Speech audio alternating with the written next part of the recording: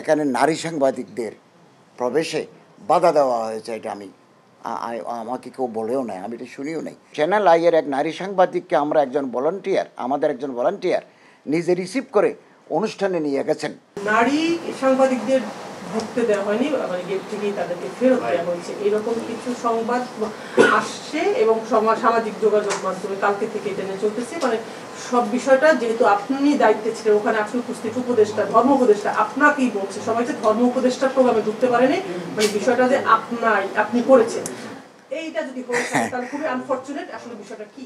আচ্ছা, আমি আপনাদের বলি, আমি দায়িত্ব নেওয়ার পর থেকে আপনারা সবসময় ধর্ম মন্ত্রণালয়ে এসেছেন, আমরা হজ নিয়ে, ওমরা নিয়ে, নানা ইস্যু নিয়ে, হজ প্যাকেজ নিয়ে ব্রিফ করেছি, স্বরাষ্ট্র উপদেষ্টার ওখানে তাবলিগ নিয়ে আমরা আপনাদের ব্রিফ করেছি। আমাদের এই ধর্ম মন্ত্রণালয়ে সাংবাদিকদের জন্য দরজা সবসময় মুক্ত, নারী পুরুষ সবাই। আপনারা যখনই আসছেন, পেশাগত দায়িত্ব পালনের জন্য যখনই আসছেন, আমরা একেবারে ফ্রিলি আপনাদের সাথে কথা বলেছি, ব্রিফ করেছি, আমাদের বক্তব্য দিয়েছি। এগুলো আমরা দায়িত্ব নেওয়ার পরপর থেকে এগুলো শুরু করেছি।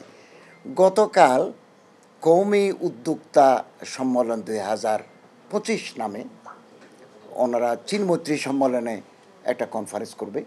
আমি এটা ইতিবাচক হিসেবে নিয়েছি এই কারণে যে আলেমরা নিজের পায়ে দাঁড়াতে চাচ্ছেন, সেলফ রিলায়েন্ট হতে চাচ্ছেন, নিজেরা ইনভেস্ট করবেন, বাজারে একটা ইতিবাচক প্রভাব পড়বে, এতে কর্মসংস্থান হবে, আমাদের অর্থনৈতিক সমৃদ্ধি আসবে, কম্পিটিটিভ বাজার তৈরি হবে। এই জন্য এটাকে আমি ইতিবাচক হিসেবে নিয়েছি। আমি ওখান থেকে এসে আবার আরেকটা অনুষ্ঠানে পার্বত্য চট্টগ্রাম মন্ত্রণালয়ের অনুষ্ঠানে যোগ দিয়েছি। আমি ওখানে ছিলাম মাত্র 1 ঘন্টা।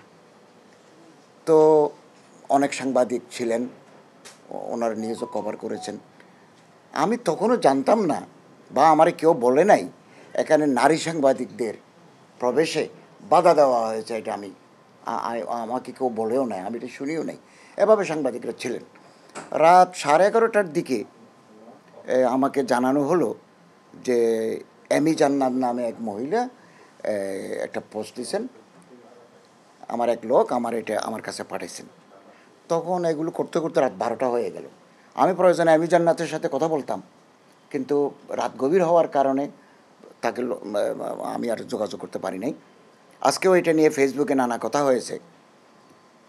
তো এদিকে আমি এই যে কওমি উদ্যোক্তা যিনি ফাউন্ডার রোকন রাইয়ান, উনি এক সময় সাংবাদিকতা করতেন, ওনার সাথে যোগাযোগ করলাম। কি ঘটনা, কি নারী সাংবাদিকদের প্রবেশ করতে দেয় নাই, পেশাগত দায়িত্ব পালনে বাধা দেওয়া হয়েছে কি? উনি একটা লিখিত ওনার স্বাক্ষর করা আজকে সকালে এটা পাঠিয়েছেন, আমি আপনাদের এটা কপি দেব। উনি ওখানে বলছেন, ক্ষুদ্র উদ্যোক্তাদের ফেসবুক ভিত্তিক গ্রুপ কওমি উদ্যোক্তার আয়োজনে গতকাল 29শে জানুয়ারি চীনমৈত্রী আন্তর্জাতিক সম্মেলন কেন্দ্রে এক উদ্যোক্তা সম্মেলন অনুষ্ঠিত হয়।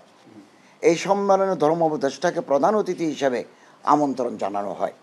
তিনি আনুমানিক বিকেল 5টা 15 অনুষ্ঠানের স্তরে উপস্থিত হন। এমি জান্নাত নামে একজন নারী সাংবাদিককে অনুষ্ঠানে প্রবেশ করতে দেওয়া হয়নি মর্মে তিনি ফেসবুকে পোস্ট করেছেন। আমাদের জানা মতে অনুষ্ঠান আয়োজন সংশ্লিষ্ট কোনো ব্যক্তি থেকে এরূপ কোনো ঘটনা ঘটেনি। আমাদের অজ্ঞাতে এরূপ কোনো ঘটনা ঘটে থাকলে সেজন্য আমরা আন্তরিকভাবে দুঃখ প্রকাশ করছি। এ ধরনের কোনো ঘটনার দায় কোনোভাবে অনুষ্ঠানের প্রধান অতিথি ধর্ম উপদেষ্টার নয়। এরূপ কোনো ঘটনার জন্য ধর্ম উপদেষ্টার উপর দায় চাপানো অনাকাঙ্ক্ষিত, দুঃখজনক। কওমি উদ্যোক্তা কখনোই নিউজ সংগ্রহ বা কর্মস্থলে নারীকে বাধা দান করেনি, আগামীতেও করবে না। উল্লেখ্য, চ্যানেল আইয়ের এক নারী সাংবাদিককে আমাদের একজন ভলান্টিয়ার নিজে রিসিভ করে অনুষ্ঠানে নিয়ে গেছেন এবং তিনি অনেকক্ষণ থেকে নিউজ ও ফুটেজ সংগ্রহ করেছেন। রোকন রাইয়ান, ফাউন্ডার, কওমি উদ্যোক্তা। আমার মনে হয় এই কথার পরে আর এখানে আর কোনো বিতর্কের অবকাশ নেই। আমি তো জানিও না, আমার কেউ নলেজও দেয় না। আমি রাত 11:30টার দিকে এটা প্রথমে ওনার ফেসবুক জানতে পারলাম।